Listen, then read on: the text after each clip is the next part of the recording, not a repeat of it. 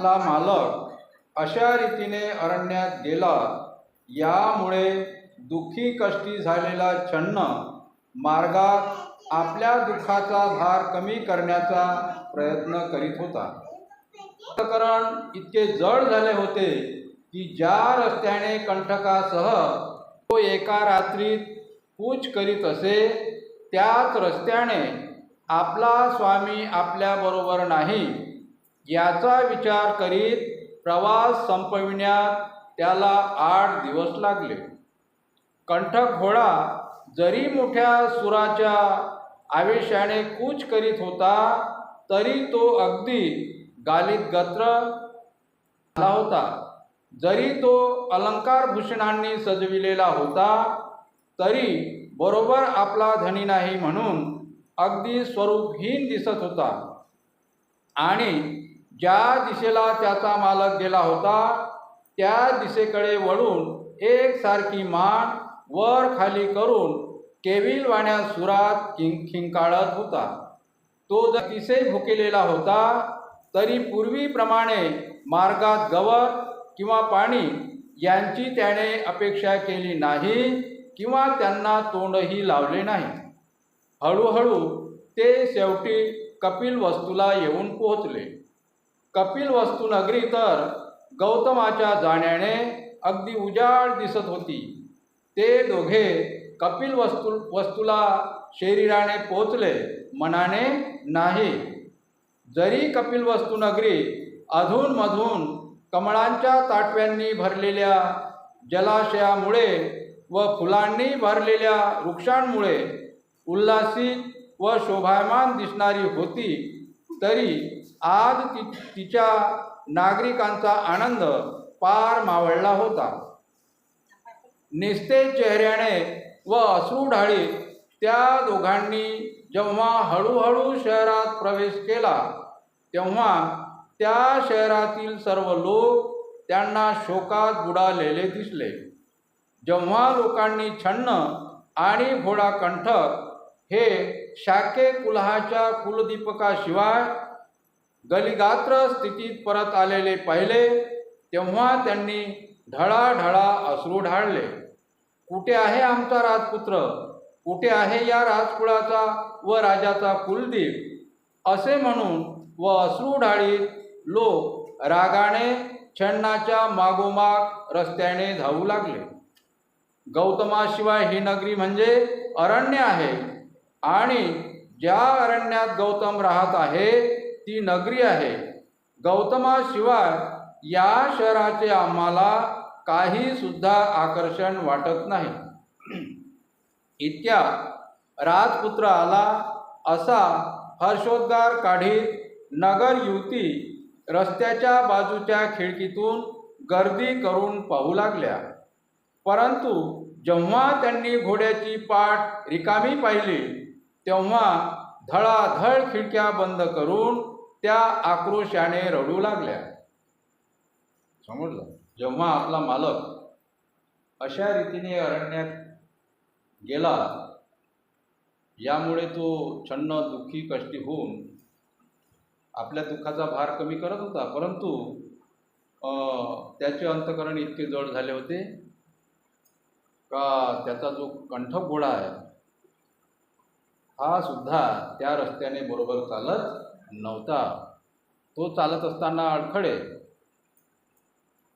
रस्त्याने जात असताना त्यानं गवताला किंवा चाऱ्याला तोंड सुद्धा लावलं नाही. ज्या रस्त्याने तो एका रात्रीत कूच करत होता, म्हणजे एका रात्रीत तो घोडा कितीतरी दूर अंतर जाऊ शकला असता, परंतु हा मार्ग काढताना त्याला किती दिवस लागले? 8 दिवस लागले. अशा रीतीने शेवटी तो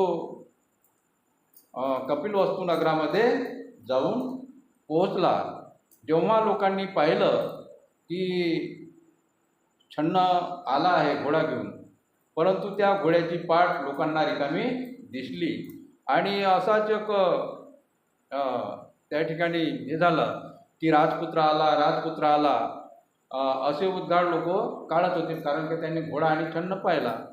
तेव्हा आपल्या घराच्या खिडकीतून लोक त्यांना पाहत होते, परंतु त्यांना त्या घोड्याची पाठ रिकामी दिसली तेव्हा धडाधड आपल्या घराच्या खिडक्या त्यांनी बंद केल्या आणि आक्रोशाने त्या रडू लागल्या की गौतम आता आलेला नाही. आता हे शोकाकुल कुटुंब, शुद्धोधनाची कुटुंबीय मंडळी छन्न परत येण्याची आतुरतेने वाट पाहत होती. त्यांना आशा होती की छन्न सिद्धार्थ गौतमाला घरी परत येण्यास भाग पाडील. राजाच्या अश्वशाळेत शिरताच कंठक घोडा आपले दुःख महालातील लोकांना कळण्यासाठी मोठ्याने खिंकाळला. राजाच्या अंतपुराच्या जवळपास असलेले लोक आपल्या मनाशीच म्हणाले, ज्या अर्थी घोडा कंठक खिंकाळत आहे त्या अर्थी राजपुत्र गौतम परत आला असावा. आणि दुःखाने मूर्छित झालेल्या स्त्रिया हर्षाने बेहोश होऊन डोळे विस्फारित राजपुत्राला पाहण्याच्या आशेने राजमंदिराच्या बाहेर आल्या. परंतु त्यांची मोठी निराशा झाली. राजपुत्राशिवाय केवळ कंठक घोडाच त्यांना दिसला. गौतमीचा तर मनावरचा ताबा सुटून ती मोठमोठ्याने रडू लागली व मूर्छित झाली आणि रडत असताना ती ओरडली, जो आजाणबाहू आहे, ज्याची कमर सिंहाच्या कमरेसारखी बारीक, बैलाच्या डोळ्यांसारखे ज्यांचे डोळे, ज्याची अंगकांती सोन्यासारखी पिवळी धमक, ज्याची छाती रुंद व आवाज दुंदुभी किंवा मेघगर्जनेसारखा आहे, अशा वीर पुरुषाने वनातील आश्रमात राहावे काय? अशा सर्वगुण संपन्न वीर पुरुष आपणापासून निघून गेल्यामुळे ही पृथ्वी त्या थोर कार्य करणाऱ्या अद्वितीय पुरुषाच्या बाबतीत राहण्यास खरोखर अयोग्य अशीच झाली आहे. ज्याची बोटे सुंदर स्नायूंनी जोडलेली आहेत, ज्यांचे घोटे स्नायूखाली लपलेले नीळकमलासारखे दिसणाऱ्या व मध्यावर चक्रचिन्ह धारण करणाऱ्या अशा त्यांच्या त्या सुकोमल 2 पायांनी तो खडकाळ प्रदेशात कसा बरे चालू शकेल? ज्यांच्या शरीराला उंची वस्त्रे प्रावरणे, सुगंधी अत्तरे व चंदनाने सजविलेल्या प्रासादाच्या गच्चीवर पौडण्याची सवय, तो पौरुष संपन्न देह अरण्यात थंडी, वारा व ऊन, पावसाळ्याच्या माऱ्याला नेहमी मोकळ्या असलेल्या अरण्यात कसा बरे राहू शकेल?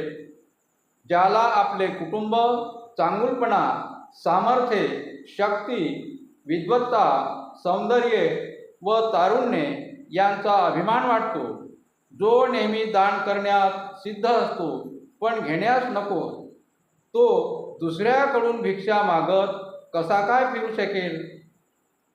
जो स्वच्छ सुवर्णछय्येवर झोपला असताना वाद्यवृंदांच्या नादमाधुर्याने रात्री ज्याला जागे केले जाते, तो माझा संन्यासी उघड्या जागेवर अस्ताव्यस्त पसरलेल्या फाटक्या चिंध्यांवर कसा काय झोपणार? हाय रे देवा! हा असा हृदयद्रावक शोक ऐकून तेथील स्त्रिया एकमेकींच्या गळ्यात गळा घालून थरथरणाऱ्या वेली जशा आपल्या फुलातून मध गाळतात, तशा आपल्या डोळ्यातून अश्रुधारा गाळीत होत्या.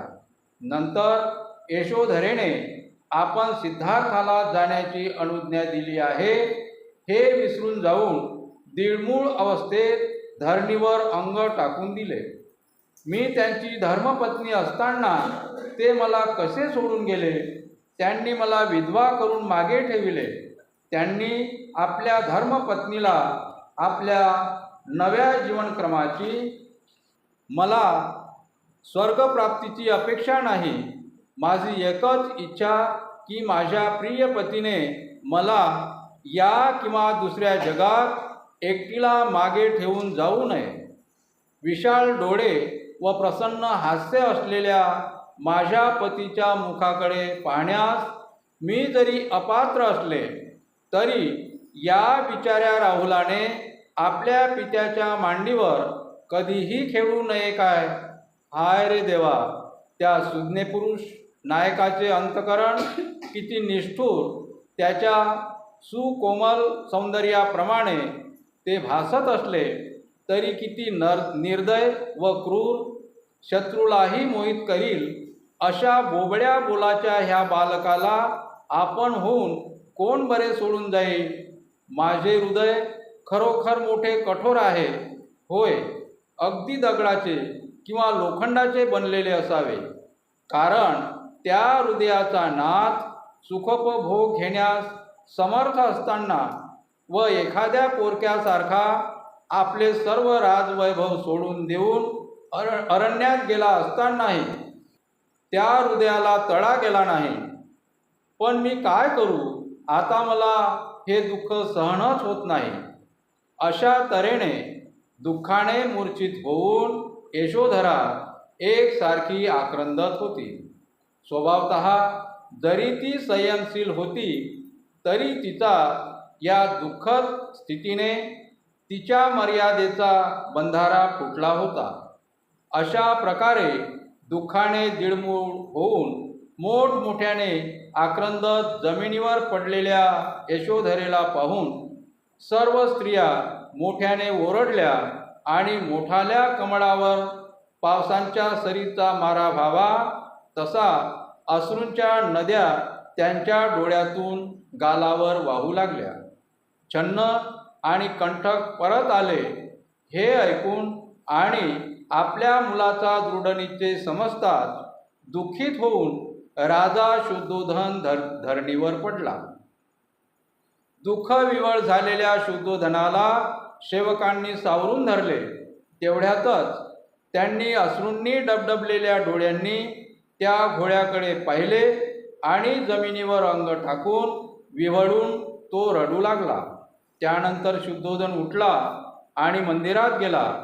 त्याने तेथे देवाची प्रार्थना केली आणि पूजा अर्चा करून आपला मुलगा सुरक्षित परत यावा म्हणून देवाची आराधना केली.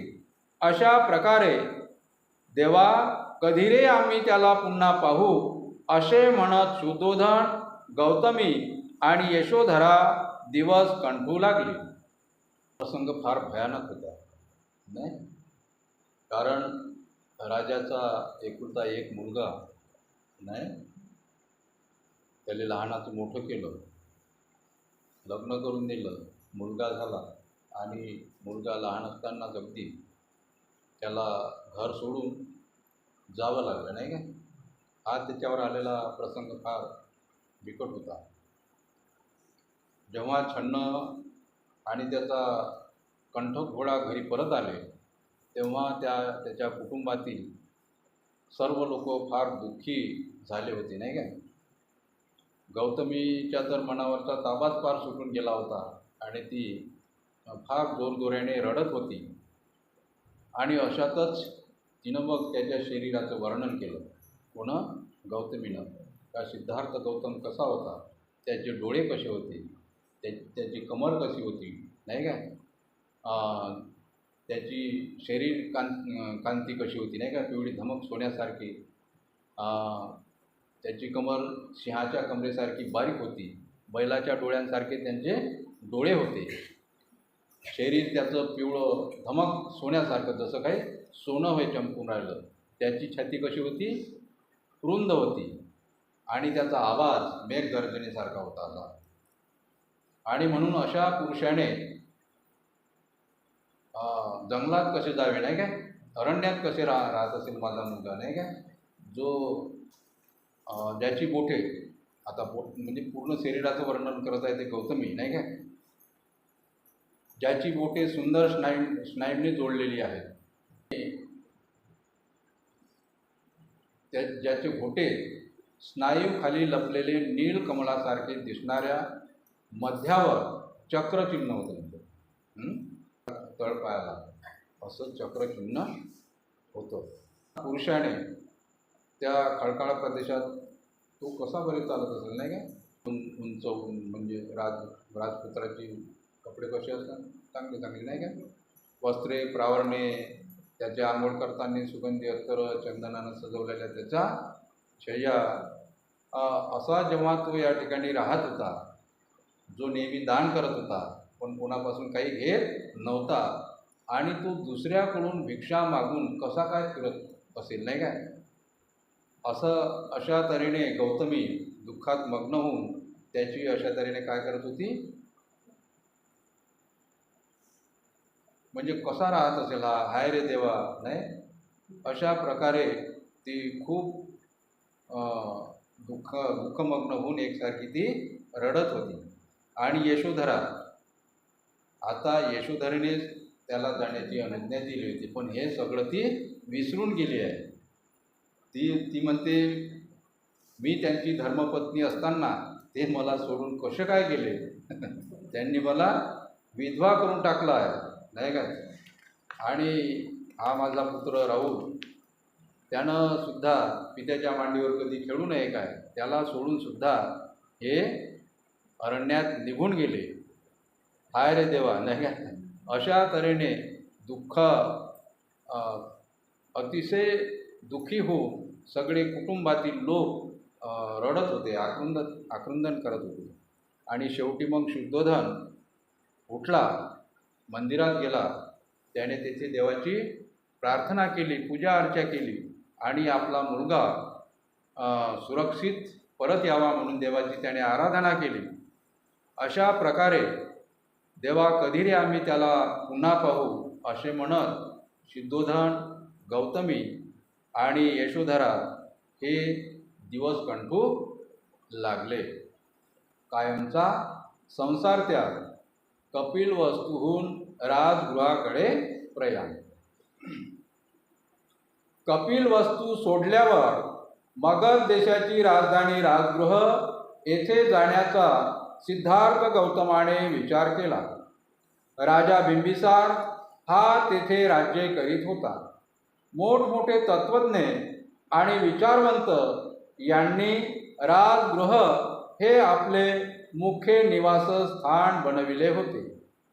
हा विचार मनात ठेवून गंगेच्या वेगवान प्रवाहाची तमा न बाळगता तो तिचे पात्र ओलांडून पलीकडे गेला.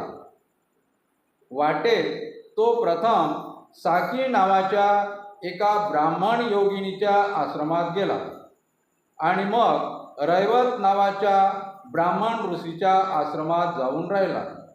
त्या सर्वांनी त्याचे आदरात तिथे केले.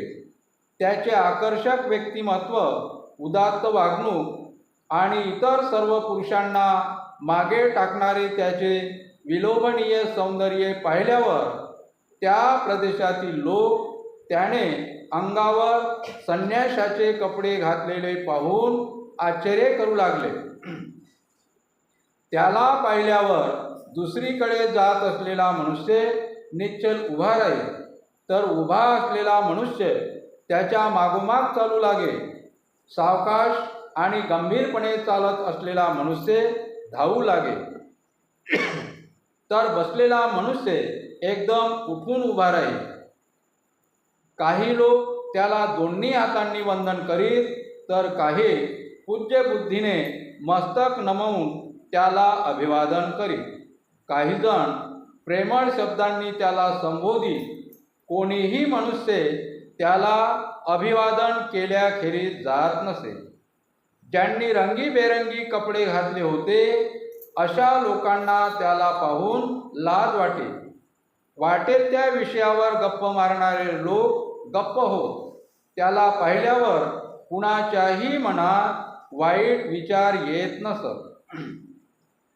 त्याच्या भुवया, त्याचा भाल प्रदेश, त्याचे मुख, त्याचे शरीर, हात, पाय किंवा त्याची चालण्याची ढब यापैकी त्याच्या कोणत्याही भागाकडे एखाद्याची नजर गेली की त्या क्षणीच त्यांची दृष्टी तेथे खिळून राहील. आणि खडतर प्रवास केल्यानंतर 5 टेकड्यांनी वेढलेल्या पर्वतराजींनी रक्षिलेल्या व सुशोभित केलेल्या आणि मंगल व पवित्र अशा स्थळांनी पुनीत झालेल्या राजगृह नगरीत गौतम येऊन पोचला. राजगृहास आल्यावर पांडव टेकडीच्या पायथ्याशी एक जागा त्याने निवडली व तेथे तात्पुरती वस्ती करण्यासाठी एक लहानशी पर्णकुटी त्याने तयार केली. राजगृहापासून कपिलवस्तू पायवाटेने जवळजवळ 400 मैल अंतरावर आहे. हा सगळा दीर्घ प्रवास गौतमाने पायीच केला. कपिलवस्तू नगरी सोडल्याच्या नंतर मगध देशाची राजधानी राजगृह या ठिकाणी जाण्याचा सिद्धार्थ गौतमाने विचार केला. आणि हे राजगृह बिंबिसार राजाचे काय होते? राज्य होते. त्या ठिकाणी हा बिंबिसार राजा राज्य करीत होता. आणि त्या राजगृहामध्ये मोठे मोठे तत्त्वज्ञ विचारवंत त्या ठिकाणी ते राहत होते. त्यांचं ते निवासस्थान होतं. आणि हे सिद्धार्थ गौतमाला माहीत होतं. आणि म्हणूनच हा विचार मनात घेऊन तो सिद्धार्थ गौतम वाटेत गंगा नदीला गेला, नाही का? मनात कोणत्याही प्रकारची तमा न बाळगता त्या गंगा नदीचे पात्र ओलांडून सिद्धार्थ गौतम पलीकडे गेला. जाता जाता प्रथमतः साकी नावाच्या एका ब्राह्मण योगिनीच्या आश्रमात गेला. जाता जाता तो आश्रम लागला आणि त्या आश्रमात गेला आणि नंतर रैवत नावाच्या ब्राह्मण ऋषीच्या आश्रमात जाऊन राहिला. त्या सर्वांनी गौतमाचे काय केले? आदरातिथ्य केले, सत्कार केला. त्याला पाहून जे जे लोक त्याला पाहत होते आणि त्याच्या अंगावर जे काही वस्त्र होते परिव्रज्यात घेतली होती, म्हणून त्याला पाहून लोकांना असं वाटे का या एवढ्या चांगल्या पुरुषाने हा संन्यास का बरं घेतला असेल, नाही का? त्याला पाहिल्यावर जे जे लोक त्याला पाहत होते तर त्याला पाहिल्यावर जो मनुष्य उभा असे तो मनुष्य त्या गौतमाच्या मागोमागं चालू लागत होता. एवढे त्याचे आकर्षक शरीर होतं, नाही का? आणि जो उभा होता तो त्याच्या मागे चालू लागे आणि चालत असलेला मनुष्य त्याच्या मागे धावू लागत असेल. आणि जर कोणी बसलेला असेल तर तो एकदम उठून उभा राही. कोणी कोणी त्याला दोन्ही हाताने वंदन करत होते, कोणी मस्तक नमवून वंदन करत होते, कोणी कोणी त्याच्यासोबत बोलून त्यांच्याशी गप्पा मारित होते. कोणीही मनुष्य सिद्धार्थ गौतमाला वंदन केल्याखेरीज राहत नसे. आणि जे लोक रंगीबेरंगी कपडे घालून असे तर त्यांना आपल्या स्वतःच्या कपड्याकडे पाहून लाज वाटत होते. कारण गौतमाचे कपडे कसे होते? पीतवस्त्र धारण केलेले ते सिद्धार्थ गौतम होते, म्हणून त्याला ते आपले स्वतःचे कपडे पाहून लाज वाटत होते. आणि अनेक रंगाचे लोक गप्पा मारीत असलेले लोक त्याला पाहून गप्प बसत असत. लोक त्या गौतमाच्या शरीराकडे पाहत होते. मग त्याचं कोणतंही शरीर असो, तर ज्या शरीराकडे लक्ष गेलं तर त्या शरीराकडे ते आकर्षित झाल्याशिवाय राहत नव्हते. आणि अशा तऱ्हेने शेवटी सिद्धार्थ गौतम 5 टेकड्यांनी वेढलेल्या पर्वतराजींनी रक्षिलेल्या अशा त्या राजगृह नगरीमध्ये जाऊन पोहोचले. आता राजगृहामध्ये आल्यानंतर त्या ठिकाणी पांडव टेकडी नावाची एक टेकडी होती. त्या टेकडीच्या पायथ्याशी एक जागा सिद्धार्थ गौतमाने निवडली आणि तेथे राहण्यासाठी तात्पुरती वस्ती करण्यासाठी एक पर्णकुटी बांधली. पर्णकुटी म्हणजे झोपडी समजा. आता त्या राजमहालात राहणारा राजपुत्र, नाही का? तर त्याला झोपडी कशी बांधायची, घर कसं बांधायचं हे माहीत होतं का? नाही. परंतु त्या ठिकाणी त्या गौतमाने त्या पांडव टेकडीच्या पायथ्याशी एक लहानशी पर्णकुटी तयार केली. आता ते आणि अशा रीतीने सिद्धार्थ गौतम राजगृहाला येऊन पोहोचला. आता त्या कपिलवस्तूपासून राजगृह जवळजवळ किती मैल होतं? 400 मैल अंतर होतं. आणि हा सगळा प्रवास सिद्धार्थ गौतमाने पायीच केल्या, कोणत्याही साधना याचा उपयोग केला नाही.